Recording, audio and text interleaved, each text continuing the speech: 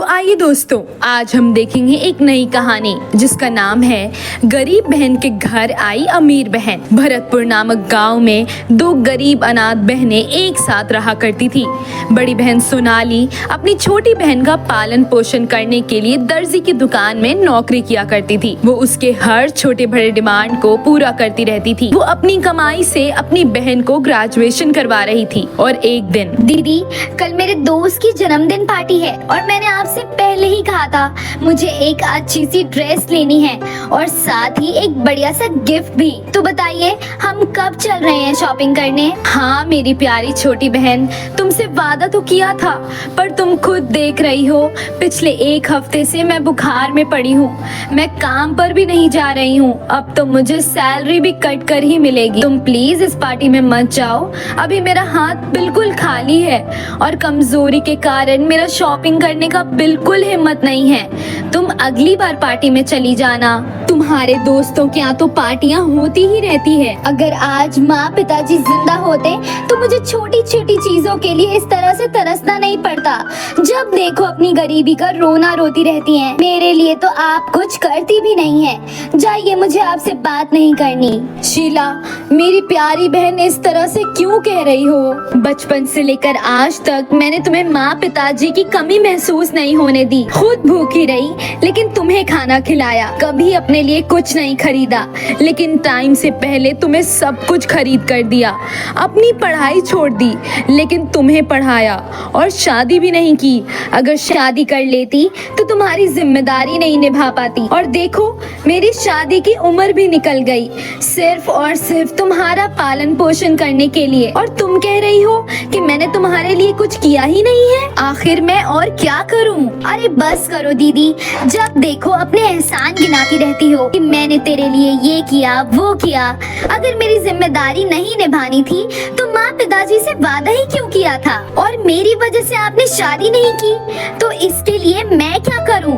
बड़ी बहन हो तो ये सब तो करना ही पड़ेगा ना। ऐसा कहकर शीला गुस्से में बाहर चली जाती है। सोनाली को अपनी बहन के ये शब्द तीर की तरह चुभ रहे थे, लेकिन वो अपनी बहन को रुलाना नहीं चाहती थी। इसलिए वो बुखार में तपते हुए अपने बहन के लिए बढ़िया सा ड्रेस स्टिच कर देती है। और तो और पास की पड़ोसन से पैसे उधार लेकर एक महंगा सा गिफ्ट भी मंगवाती है। जब आप मेरे लिए उपहार मंगवा ही सकती थी तो इतना ड्रामा करने की क्या जरूरत थी? फिर सोनाली ने उसे अपनी सिली हुई ड्रेस दे दी। शीला ड्रेस ले लेती है। वो खुश हो जाती है पर कुछ नहीं कहती। अगले दिन शाम में, दीदी, आपको मेरे साथ पार्टी में जाने की कोई जरूरत नहीं है। मैंने पहले कहा तो था लेकिन अब मना कर रही हूँ क्योंकि आपके पास अच्छे कपड़े तो है नहीं। मेरे दोस्तों के बीच में मेरी इंसल्ट हो जाएगी, इसलिए मैं आपको अपने साथ नहीं लेकर जा सकती। शीला अच्छे से तैयार होकर अपनी बहन को 2-4 खरी खोटी बातें सुनाकर पार्टी में चली जाती है। सब दोस्त उसकी बहुत ही ज्यादा तारीफ करते हैं क्योंकि शीला दिखने में बहुत सुंदर थी और उसने बहुत ही सुंदर ड्रेस पहन रखी थी, जिस वजह से वो और भी ज्यादा सुंदर लग रही थी। तभी शशांक शीला के पास आता है और उसे कहता है, शीला, मैं अपने माता पिता को तुम्हारे घर लेकर आना चाहता हूँ क्योंकि मेरी माँ रिश्ते ढूंढ रही है और मैं तुमसे शादी करना चाहता हूँ। लेकिन शशांक, तुम तो बहुत ज्यादा अमीर हो। अमीर तो मैं भी हूँ लेकिन इतनी ज्यादा अमीर नहीं हूँ जितने कि तुम हो। पता नहीं तुम्हारी माँ को मैं पसंद आऊंगी भी या नहीं। माँ को तुम पसंद आ जाओगी। तुम अमीर तो हो ना, मेरी माँ को बस गरीब लोगों से नफरत है। हाँ, मैं अमीर हूँ लेकिन मुझे शो ऑफ करने का बिल्कुल भी शौक नहीं है। मैं बिल्कुल सादी सिंपल सी हूँ ना, इसलिए अमीर होकर भी खुद को गरीब ही समझती हूँ। ठीक है शशांक, तुम मुझे बता देना कि तुम अपने माता पिता को हमारे घर कब लेकर आ रहे हो। शीला ने पूरे कॉलेज में खुद को अमीर बता रखा था, इसलिए वो अपनी बहन को कॉलेज आने से मना किया करती थी। कुछ दिन बाद शशांक का फोन आता है कि वो 2 दिन बाद अपने माता पिता को उसके घर लेकर आ रहा है। तभी शीला अपनी बहन से कहती है, हमें ये घर छोड़कर जाना होगा क्योंकि मैंने इसे बेच दिया है और इस घर को बेचकर जो पैसे मिले उससे मैंने एक बहुत बड़ा महल जैसा दिखने वाला घर किराए पर लिया है। अब हमें वहीं जाकर रहना होगा। 2 दिन बाद मुझे देखने के लिए लड़के वाले आ रहे हैं। वो लोग बहुत ही ज्यादा अमीर हैं। उन्हें अमीर दिखाने के लिए कुछ तो करना ही होगा ना दीदी,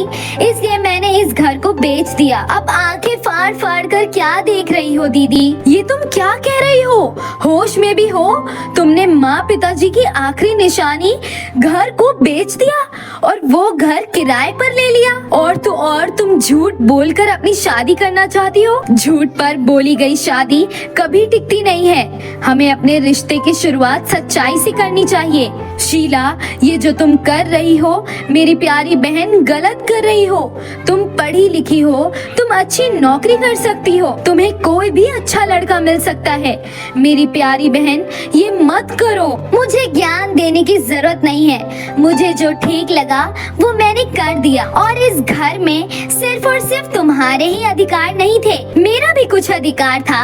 और अगर मैंने इस घर को बेचकर कुछ महीने के लिए वो महल जैसा घर किराए पर ले लिया तो इसमें बुराई भी क्या है? अगर तुम्हारी छोटी बहन का घर बस जाता है तो तुम्हें तो खुशी होनी चाहिए, लेकिन नहीं, तुम्हें तो मेरी खुशी से जलन होती है, क्योंकि तुम्हारी शादी जो नहीं हुई है, मेरी शादी अमीर घर में होने जा रही है, इसलिए तुम मुझसे जल रही हो। तुम्हारी जलन साफ साफ नजर आ रही है। शीला, ये तुम क्या कह रही हो? मैं तुमसे क्यों जलूंगी? बल्कि इस दुनिया में अगर कोई तुम्हारी खुशी से सबसे ज्यादा खुश होगा तो वो मैं ही होंगी और कोई नहीं। मैं तुम्हें फिर भी समझा रही हूँ, ये जो तुम कर रही हो बहुत गलत है, बहुत गलत। सोनाली अपनी बहन को कदम कदम पर समझाती रहती है, लेकिन शीला को तो बस अपनी गरीबी से बाहर निकलना था और अमीर घर में शादी करनी थी। अब चाहे उसके लिए उसे कुछ भी करना पड़ जाए। और फिर वो अपनी बहन को लेकर उस महल जैसे किराए के घर पर आ जाती है। 2 दिन बाद शशांक अपने परिवार को लेकर आ जाता है और शशांक के परिवार वालों को शीला पसंद भी आ जाती है और बहुत धूमधाम से शीला की शादी हो जाती है। शीला ने झूठ बोलकर जो चाहा था वो पा लिया था। अब वो अमीर खानदान की बहू बन चुकी थी, लेकिन उसे ये नहीं पता था कि उसके इस कदम से उसकी बड़ी बहन की जिंदगी पर क्या असर पड़ा होगा। सिर छुपाने के लिए एकमात्र सहारा जो था वो भी उसने बेच दिया। अब सोनाली छोटे से किराए के घर में आकर नौकरी करके अपना पालन पोषण कर रही थी। उसकी पड़ोसन घर आती है और सोनाली से कहती है, सोनाली, तुम तो अकेली रहती हो, अब तो शादी कर लो। शादी क्यों नहीं कर रही हो तुम? तुम्हारी छोटी बहन की शादी भी तो हो गई। तुमने अपनी छोटी बहन के लिए अपनी जिंदगी बर्बाद कर ली। अब तुम्हें भी शादी कर लेनी चाहिए। मेरी नजर में एक रिश्ता है, बहुत अच्छा लड़का है, मेहनती भी है। अगर तुम कहो तो मैं बात चलाऊं, तुम्हें इज्जत की 2 रोटी भी खिलाता रहेगा। हाँ, बहुत अच्छा है। सोनाली मना नहीं करती है और वो बात चलाने के लिए कह देती है। कुछ दिन बाद सोनाली की भी शादी हो जाती है और अब वो अपने गरीब ससुराल में जाकर अपने ससुराल वालों की जिम्मेदारी बहुत अच्छी तरह से निभा रही थी। ऐसे ही कुछ साल बीत जाते हैं। एक दिन सोनाली, उसके पति और उनकी 5 साल की बेटी शहर घूमने जाते हैं। पिताजी देखिए, खिलौने कितने ज्यादा सुंदर हैं। मुझे तो ये खिलौने चाहिए। गांव में ऐसे खिलौने नहीं मिलते। मम्मी, आप मुझे ये खरीद दो ना। मम्मी, आप मुझे ये खिलौना खरीद दो ना। हाँ, क्यों नहीं बेटा, आपको जो पसंद आता है आप अपनी ट्रॉली में रख लें। आपको किसी चीज की कमी नहीं है। तभी सोनाली शीला की आवाज सुनकर चौंक जाती है। वो टर्न करके देखती है। शीला, तुम? मेरी प्यारी बहन, कैसी हो तुम? शीला भी टर्न करती है, पर शीला सोनाली को टालना चाहती है और आगे बढ़ जाती है। सोनाली शीला के पास जाकर कहती है, कैसी हो बहन तुम? अरे सोनाली दीदी, आप यहाँ इतने बड़े मॉल में क्या कर रही हो? आप तो गांव में रहती हो ना, फिर यहाँ शहर में क्या कर रही हो? अरे शीला, मेरी प्यारी बहन, इतने सालों बाद तुम्हें देखकर कितनी ज्यादा खुशी हो रही है।